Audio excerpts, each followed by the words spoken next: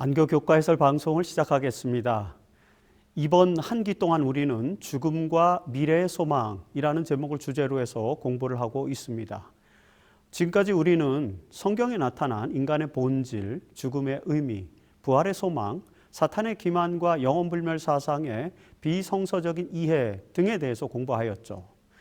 자, 이제 이 주제 아래서 우리가 공부할 내용들로는 심판 그리고 영원한 상급 정도가 남아있죠. 앞으로 3주 동안 우리는 이 주제와 관련된 성경의 가르침을 마무리하는 그런 내용들을 공부하게 될 것입니다. 특별히 이번 주에는 제12과 성경적 세계관이라는 제목 아래서 사탄의 기만 속에서 하나님의 백성들은 어떤 세계관을 가지고 살아가야 할지에 대해서 공부를 하게 됩니다. 우리가 어떤 세계관을 가지고 살아갈지에 대한 내용을 살펴보기 전에 먼저 서론적으로 이 세상의 마지막 국면에 나타날 예언적 상황에 대해서 좀 이해할 필요가 있습니다. 자, 안교교재의 저자는 요한계시록 13장과 14장에 나타난 예언의 기초에서 우리가 살고 있는 이 시대의 세계화적 현상에 대해서 설명하고 있죠. 요한계시록의 중심에는 마지막 시대의 세계화로 나아가는 두 가지 현상을 예언하고 있습니다. 자, 첫 번째 세계화는 계시록 13장에 나타난 오류의 세계화라고 볼 수 있겠죠. 계시록 13장 7절에 보면 바다에서 나온 짐승은 권세를 받아 성도들과 더불어 싸워 이기게 되고 각 족속과 백성과 방언과 나라를 다스리는 권세를 받으니라고 묘사되어 있습니다. 자, 여러분, 바로 이 세력은 신성 모독을 하고 하나님을 비방하고 성도들과 싸워 이기게 되는 그런 세력으로 나타나고 있죠. 이 세력은 마지막 시대에 진리를 파괴하고 오류를 퍼뜨려서 세계를 지배하게 될 것으로 예언되고 있습니다. 지금까지 우리는 이 오류와 기만의 주체가 바로 사탄임을 알게 되었고요.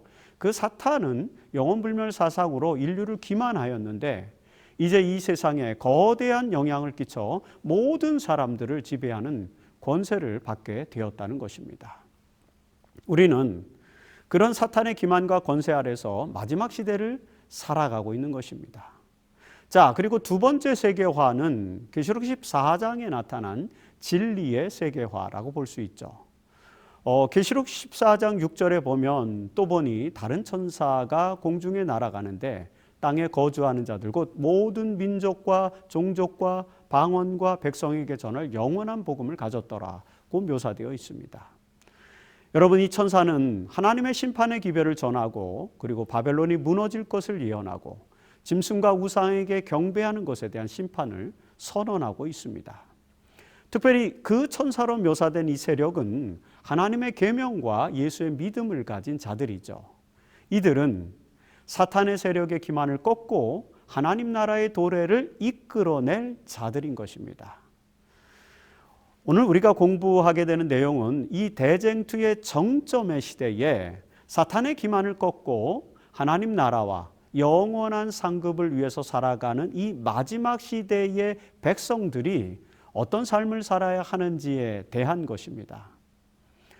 성경의 가르침에 따라서 영혼불멸이 아닌 죽은 자의 부활과 조건적 불멸 사상에 입각해서 그리스도의 재림과 부활과 영원한 상급을 바라는 사람들은 이 오류가 난무하는 세계에서 어떻게 살아야 할까? 이런 것이 이번 주에 우리가 배우는 교과의 내용입니다. 그래서 이번 주 교과의 기억절인 데살로니가전서 5장 23절에서 바울은 너희 온 영과 혼과 몸이 우리 예수 그리스도께서 강림하실 때에 흠없이 보존되기를 원하노라고 권면하고 있죠. 자, 오늘 우리는 어떻게 우리의 전인을 흠없이 보존할 수 있는지에 대한 성경적 가르침을 살펴볼 것입니다. 자, 이것은 매우 실천적인 가르침이기 때문에 현재 우리의 신앙에 매우 유용할 것입니다.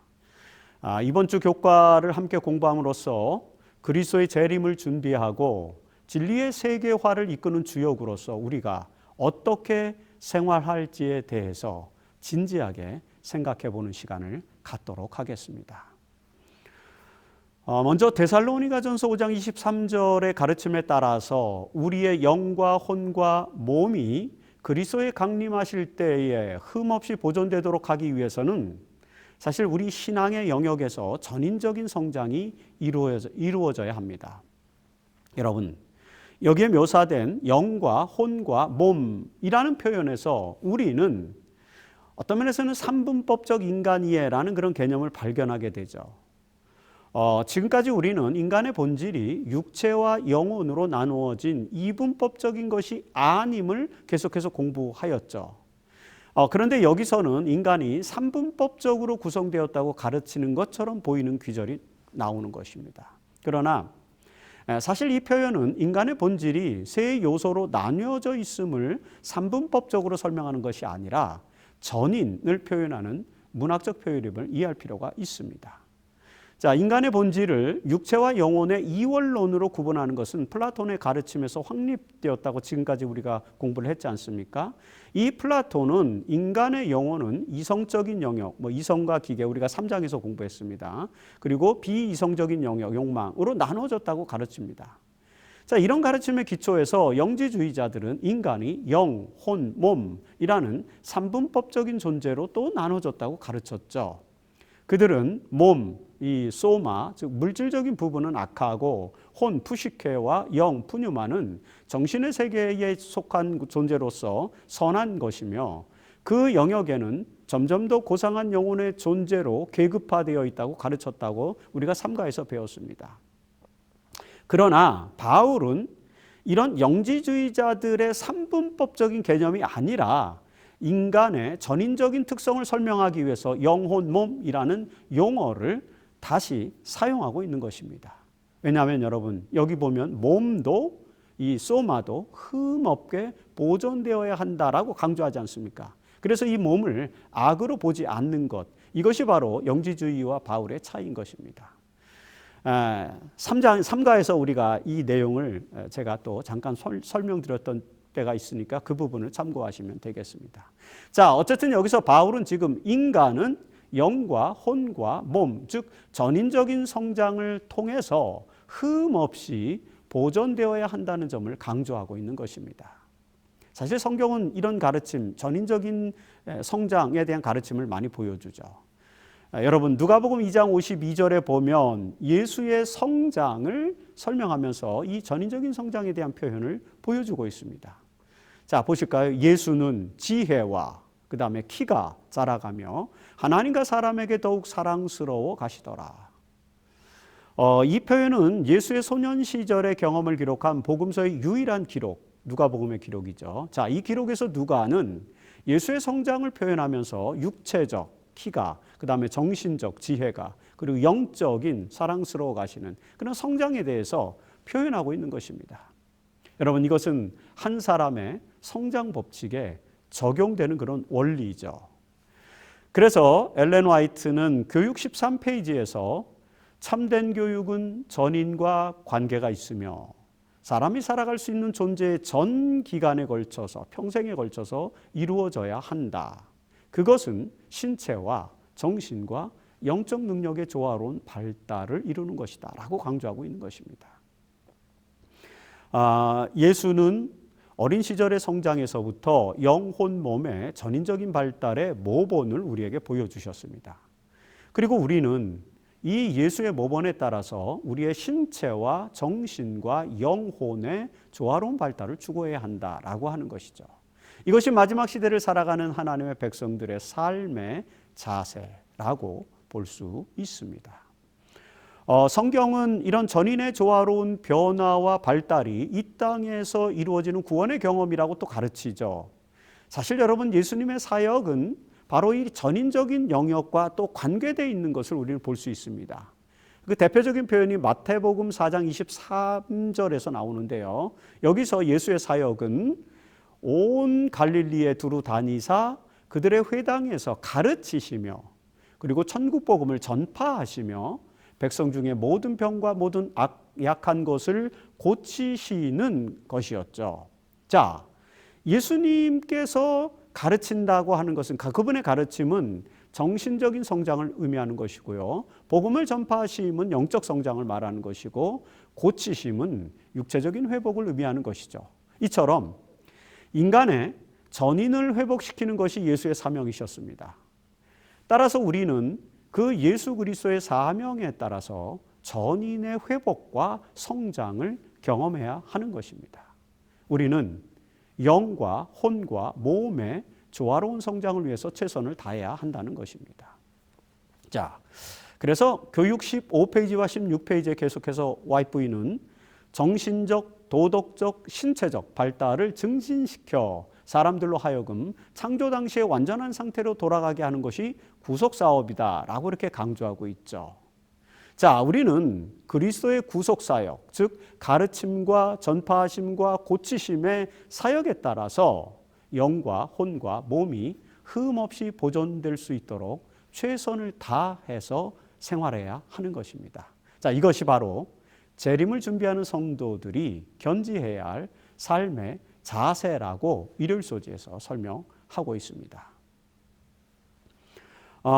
월요일 소지에서 마지막 시대에 하나님의 백성들이 영혼 몸이 흠없이 보존되도록 하기 위해서 우리가 가져야 할 세계관은 바로 우리의 몸과 정신과 영을 하나님의 거룩한 목적에 부합하도록 통제하고 관리하는 것이죠.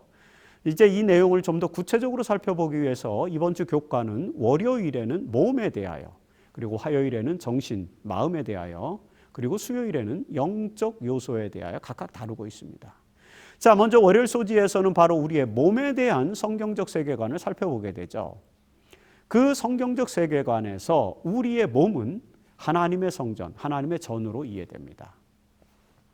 여러분, 바울은 우리의 몸을 하나님의 전으로 묘사하고 있는 것을 여러분 잘 알고 있지 않습니까? 고린도전서 6장 19절로 20절에서 너희 몸은 너희가 하나님께로부터 받은 바 너희 가운데 계신 성령의 전인 줄을 알지 못하느냐. 그런즉 너희 몸으로 하나님께 영광을 돌리라는 말씀이 있습니다. 바울은 우리의 몸이 하나님의 거룩한 성령이 거하는 전이라고 설명합니다. 자, 이런 설명은 사실 1세기 사회에서는 매우 구별된 가르침이었어요. 여러분, 오늘날 포스모더니즘이 만연한 것처럼 1세기 로마 사회에서는 헬레니즘이 만연하였고 그 헬레니즘의 사상에 영향을 받아서 기독교 신자들 중에는 영지주의자들이 많았습니다. 따라서 영지주의의 영향으로 인해서 그리스도인들 중에는 인간의 몸은 악한 것이고 혼과 영은 선한 세계의 존재라는 그런 가르침을 따르는 사람들이 있었죠. 그러나 바울은 그런 영지주의적 가르침이 진리가 아니라는 사실을 지금 강조하고 있는 것입니다. 그래서 바울은 육체가, 우리의 몸이 하나님의 성령이 거하는 전이며 그 몸으로 하나님께 영광을 돌려야 한다고 가르치는 것입니다. 그렇다면 우리의 몸으로 어떻게 하나님께 영광을 돌릴 수 있을까요? 자, 고린도전서 10장 31절에서 계속 보면은 바울은 그런즉 너희의 몸이 하나님의 전인즉 전이기 때문에 그런즉 너희가 먹든지 마시든지 무엇을 하든지 다 하나님께 영광을 위하여 하라고 권면하죠. 물론 여러분 이 말씀의 배경을 쭉 이제 읽어보시면은 이 말씀은 주의 만찬, 성만찬 정신에 따라서 우리가 그리스도의 몸과 피를 상징하는 거룩한 희생에 참여해야 함을 설명하는 것입니다. 그러면서 자연스럽게 우상에게 바쳐진 제물을 먹는 것에 대한 권면으로 이제 이동을 하죠. 그리고 결국에는 그 권면에서 자신의 신앙 양심에 따라서 먹든지 마시든지 해야 하는데 그 핵심 사상에는 우리의 행위가 하나님께 영광을 위하여 하는 것이어야 한다는 사실을 강조하는 말씀입니다. 여러분, 이 사상을 오늘 우리 시대에 적용하면 어떻게 될까요? 우리는 우리의 몸에 필요한 소욕을 충족하기 위해서 무엇을 먹고 무엇을 마실지를 결정해야 하는데 그것은 모두 하나님께 영광을 위하여 해야 한다는 것입니다. 자, 이런 바울의 가르침에서 우리는 우리의 몸을 거룩하고 흠없게 보존하는 방법을 이해하게 되죠. 그것은 바로 먹고 마시는 것과 같은 그런 일상 속에서 우리의 몸을 거룩하게 보존하는 데 있어서 하나님께 영광을 돌리는 방식으로 해야 한다는 그런 이야기입니다. 이런 삶은 와이프인이 교회 증언 3권 63페이지에서 설명한 것처럼 그분은 하나님은 천연법칙에 순종하고 육체적 건강을 보존하라고 요구하신다라는 이런 말씀과 연결되는 것이죠. 그래서 우리의 몸으로 하나님께 영광을 돌리는 방법은 하나님께서 우리에게 주신 육체의 법칙에 따라서 건강을 보존하는 것을 말한다고 1차적으로 설명할 수 있습니다. 그리고 여러분, 또 다른 의미가 있어요. 바울은 로마서 12장 1절에서 너희 몸을 하나님이 기뻐하시는 거룩한 산 제물로 드리라고 권면합니다. 우리의 몸을 제물로 드린다는 것, 이게 무엇일까요? 이것을 설명하면서 로마서 12장 6절로 8절에서 바울은 이렇게 설명하죠. 예언이면 믿음의 분수대로, 섬기는 일이면 섬기는 일로, 가르치는 자면 가르치는 일로, 혹 위로하는 자면 위로하는 일로, 구제하는 자는 성실함으로, 다스리는 자는 부지런함으로, 긍휼을 베푸는 자는 즐거움으로 할 것이라. 그럼 이 말이 무슨 말일까요? 우리의 몸을 거룩한 산 제물로 바치는 것은 우리가 받은 은사와 직분에 최선을 다하는 삶을 사는 것을 말한다라고 이렇게 설명하고 있는 것입니다. 여러분이 받은 바 직분을 잘 감당하는 것이 바로 우리 자신을 산 제물로 바치는 것입니다. 그 이후에도 로마서 12장 9절로 21절에 보면은 우리의 몸을 산 제물로 바치는 것이 무엇인지에 대한 매우 구체적인 행위의 내용들이 제시되고 있습니다. 예를 들면 이런 것입니다. 악을 미워하고 형제를 사랑하고 손님 대접하기를 힘쓰고 박해하는 자를 축복하고 선한 일을 도모하고 화목하고 원수를 먹이고 또 마시게 하고 선으로 악을 이기는 행위, 이런 것들이 나열되어 있죠. 이렇게 진지한 삶을 사는 것이 바로 우리 몸을 거룩한 산 제물로 드리는 예배 행위라고 바울은 설명하는 것입니다. 우리 몸을 하나님의 전으로 생각하고 하나님께 영광을 돌리는 삶을 사는 하나님의 백성들은 바로 이렇게 함으로써 그들의 몸을 그리스도의 재림의 때까지 흠없이 온전하게 보존할 수 있을 것이라는 말씀을 기억하시기를 바랍니다. 우리의 몸과 더불어 우리의 혼, 즉 정신, 마음을 또 흠없이 온전하게 보존하기 위해서 또 우리는 어떻게 해야 할까요? 이것이 화일소지고, 그리고 이 화일소지에 대한 이 질문에 대한 대답은 매우 분명해 보이죠. 여러분, 성경은 우리의 마음의 상태가 자연적인 상태에서 어떤지를 설명하면서 그런 마음이 새로운 마음으로 변화되는 경험을 해야 한다고 가르칩니다. 먼저 성경은 자연적인 인간의 마음의 상태에 대해서 이렇게 표현하죠. 마가복음 7장 21절로 22절에서 예수는 속에서, 곧 사람의 마음에서 나오는 것은 악한 생각, 곧 음란과 도둑질과 살인과 간음과 탐욕과 악독과 속임과 음탕과 질투와 비방과 교만과 우매함이니 라고 말씀하십니다.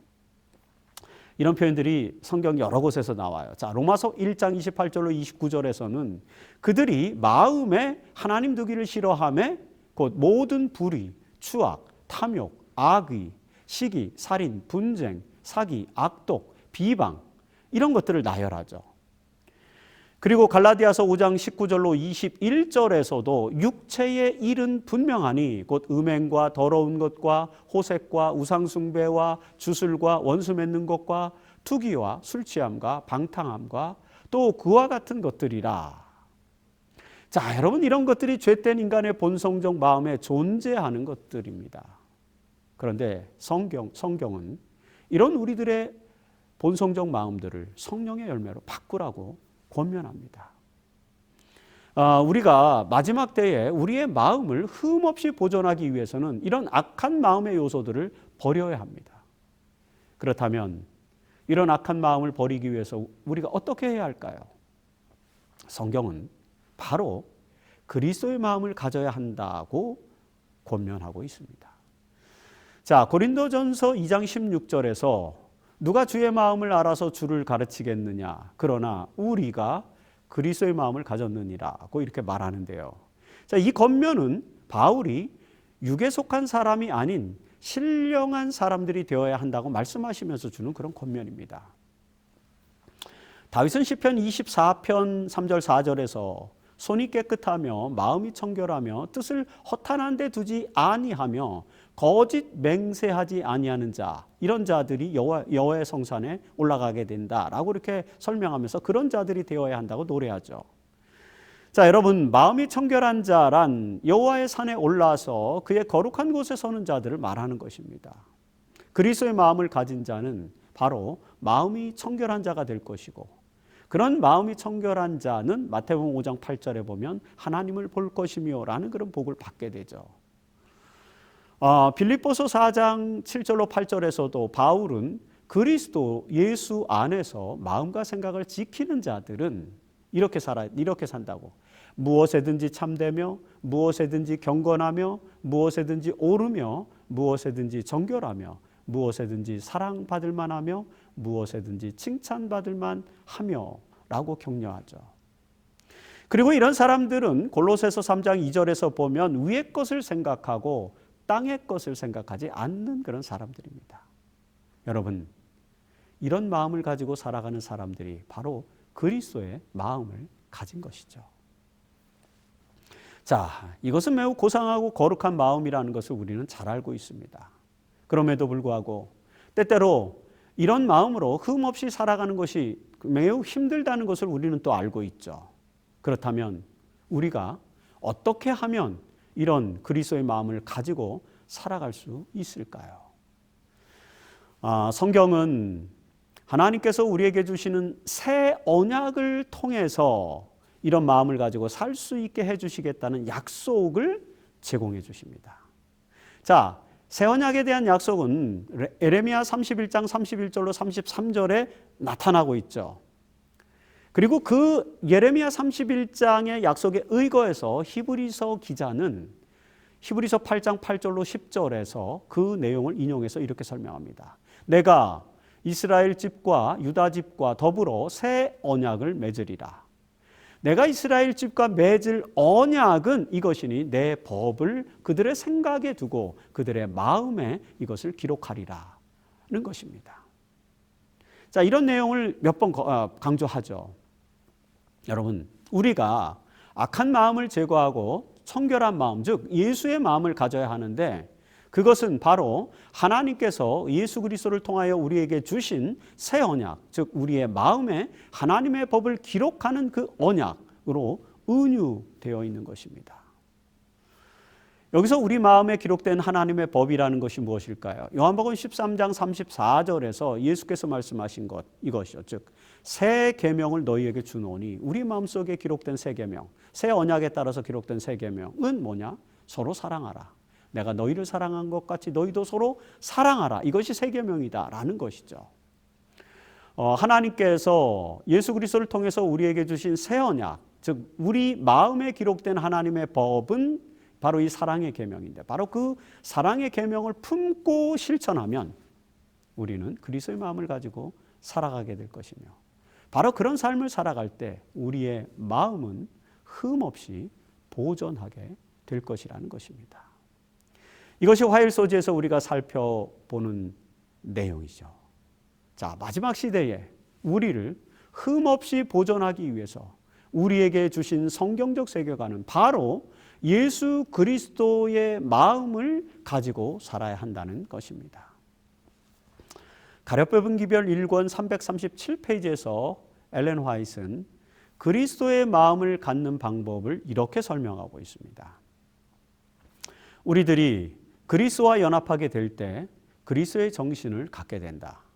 순결함과 사랑이 품성을 빛나게 할 것이며 온유함과 진리가 우리의 생애를 주관하게 될 것이다. 그리스도께서 영혼 안에 거하실 때에 변화케 하시는 능력을 발휘할 것이며 그의 외모에도 마음속에 있는 화평과 기쁨을 증거하는 모습이 떠오를 것이다.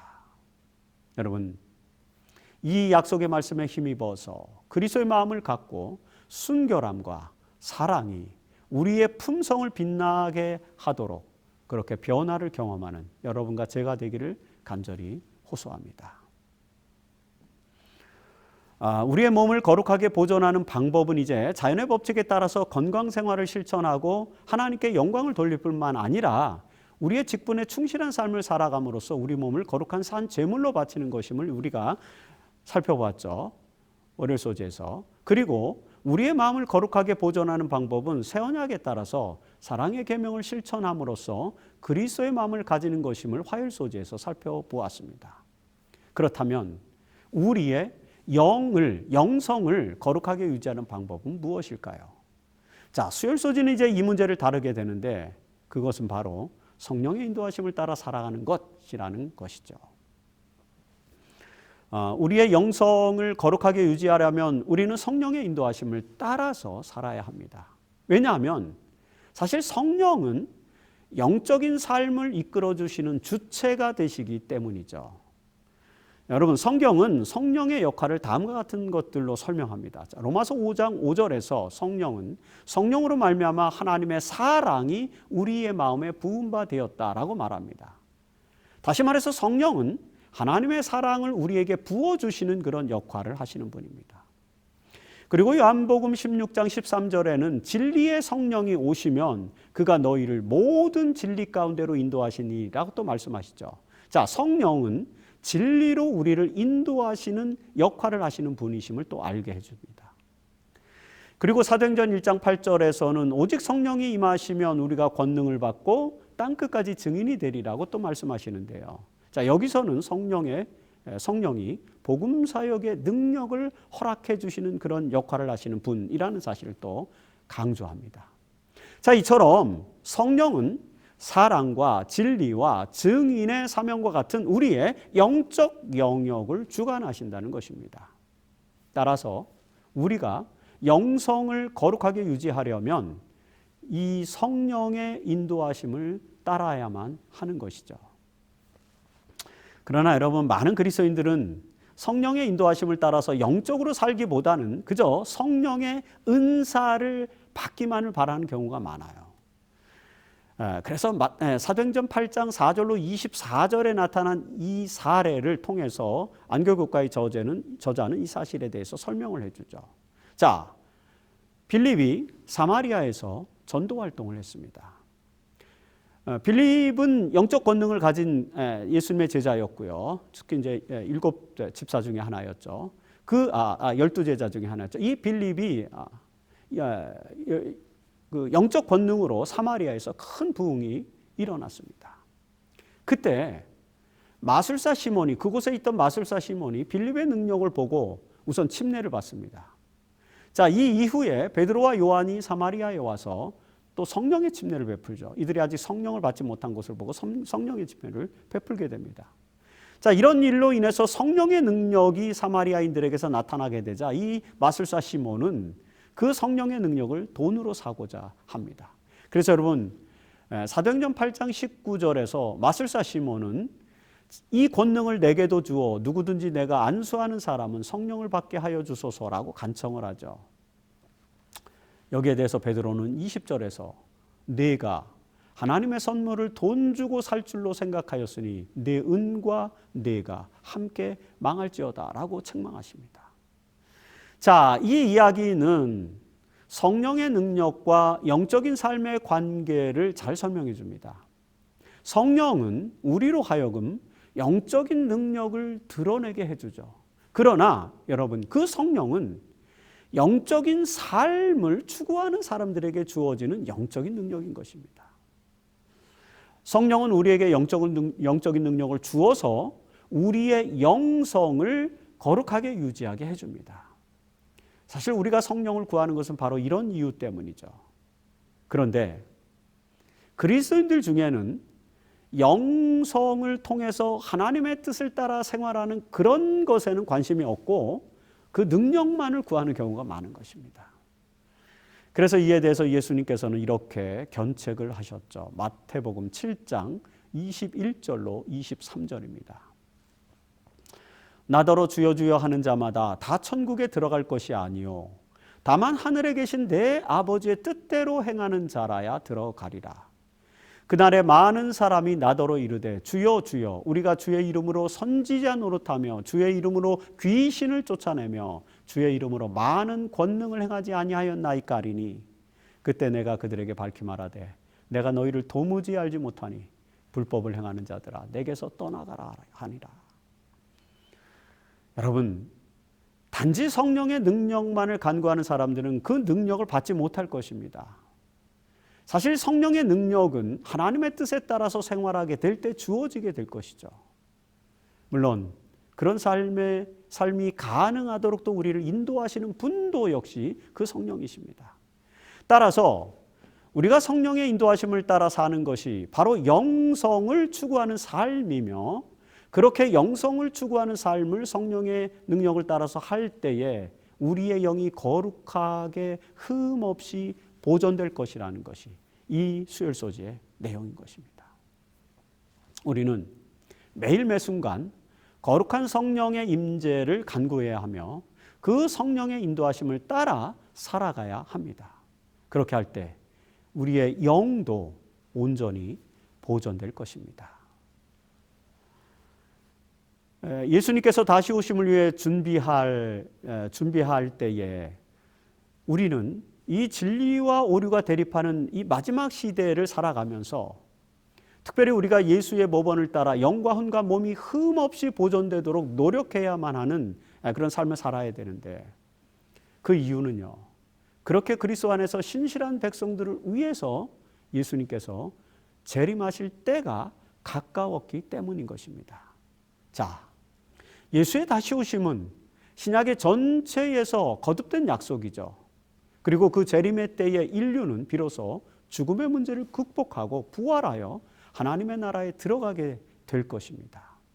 이런 미래의 희망을 고대하는 우리가 이 마지막 시대에 해야 할 것은 바로 영혼 몸이 주님 안에서 거룩하게 유지되게 하는 것이죠.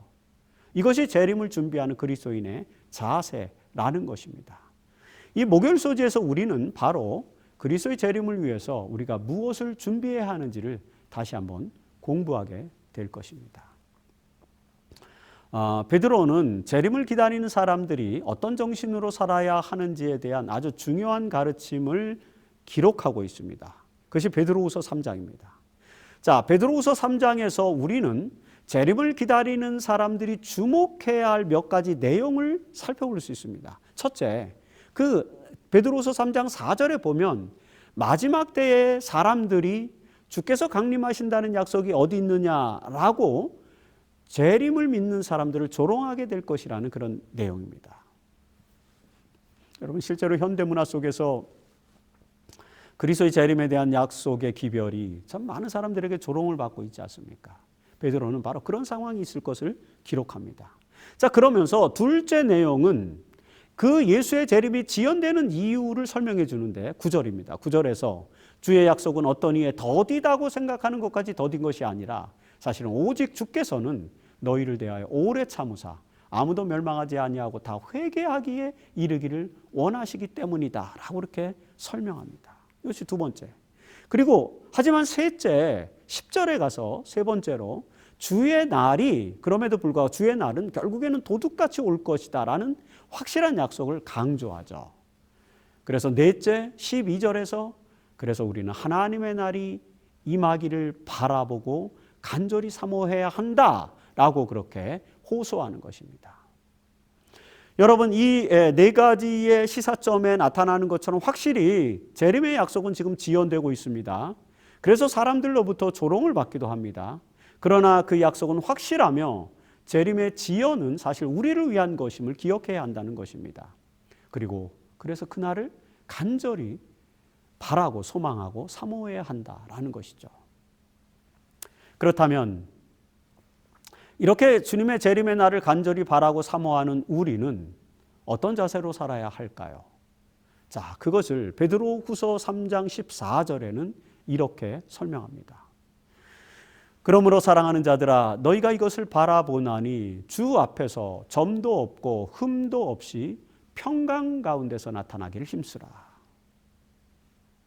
자, 여러분, 이와 비슷한 말씀이 요한일서 3장 3절에도 나타나는데요. 거기서 요한은 주를 향하여 이 소망을 가진 자마다, 재림의 소망을 가진 자마다 그의 깨끗하심과 같이 자기를 깨끗하게 하느니라 또 강조하죠. 여러분, 주의 재림의 소망을 가지고 사는 사람들은 영과 혼과 몸이 주님의 강림하실 때에 흠없게 보존되어야 한다는 이 기억절의 말씀과 지금 동일한 말씀이 여기 나타나는 것입니다. 이것이 바로 성경적 세계관이라고 이번 주 교과는 우리에게 계속해서 강조를 해주고 있는 것이죠. 우리는 주님의 소망을 가지고 주의 재림을 기다리는 그런 사람들입니다. 따라서 우리는 그날이 임하기를 간절히 사모하죠. 그런 사람들은 주님 안에서 영과 혼과 몸이 흠없게 보존되기 위해서 노력해야 합니다. 그렇게 우리의 몸과 마음과 영성을 지키면서 소망을 가지고 살아간다면 그리스도의 재림을 기쁨으로 맞이하게 될 것이라는 약속이죠. 여러분, 그 재림의 소망이 언제 우리에게 성취될 수 있을까요? 안교교제의 저자인 이 알베르토 팀 박사님은 성경적인 관점에서 구원의 시간은 항상 오늘이라고 이렇게 강조를 합니다. 자, 시편 95편 7절로 8절에서는 너희가 오늘 그의 음성을 듣거든 너희 마음을 완악하게 하지 말지어다라고 호소하죠. 사실 히브리서의 저자는 이 말씀을 3번씩이나 인용하면서 재림을 준비하는 시간은 바로 오늘이지 내일이 아니라는 것을 또 설명합니다. 이런 점에서 볼 때 우리는 오늘 재림을 맞이하기 위해서 준비해야 합니다. 이렇게 오늘 우리가 그리스도의 재림을 준비하면 예수님은 언제 재림하실까요? 바로 내일 재림하실 것입니다. 그래서 그리스도의 재림의 시간은 내일이 된다라고 이렇게 우리가 볼 수 있습니다. 여러분, 내일 오실 그리스도의 재림을 소망하면서 오늘 영과 혼과 몸이 주 안에서 성령의 능력으로 흠없이 보존되도록 성경적 세계관에 따라서 살아가야 한다는 것이 이번 주에 이 교과가 우리에게 가르치는 그런 말씀입니다. 오늘 우리는 데살로니가전서 5장 23절의 말씀에 기초해서 진리와 오류의 세계관이 충돌하고 있는 마지막 시대에 영과 혼과 몸이 흠없이 보존되도록 살아야 한다는 성경적 세계관에 대해서 살펴보았습니다. 우리는 예수 그리스도의 모본을 따라 영과 혼과 몸의 전인적인 성장을 위해서 노력해야 합니다.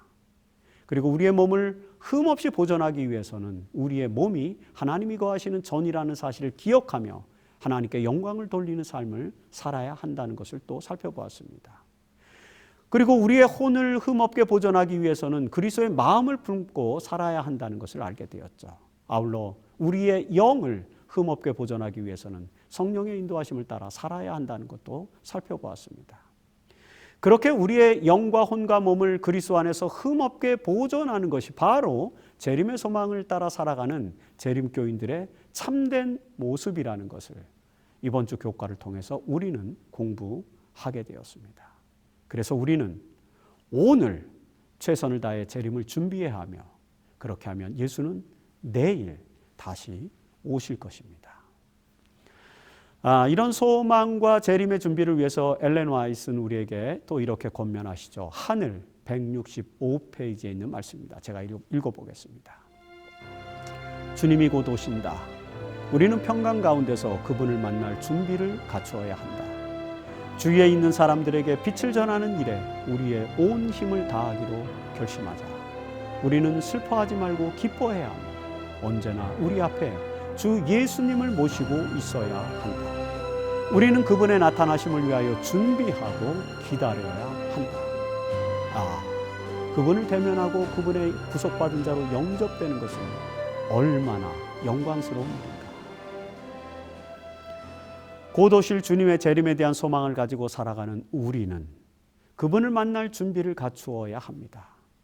그 준비란 성경적 세계관에 따라서 우리의 영과 혼과 몸을 그리스도 안에서 흠없게 보존하는 것입니다. 오늘 우리는 이런 신실한 신앙의 자세로 살아감으로써 내일 오실 그리스도의 재림을 맞이해야 합니다. 이 소망의 확신이 우리 모두에게 함께 하시기를 바라면서 오늘 교과 해설 방송을 마치겠습니다.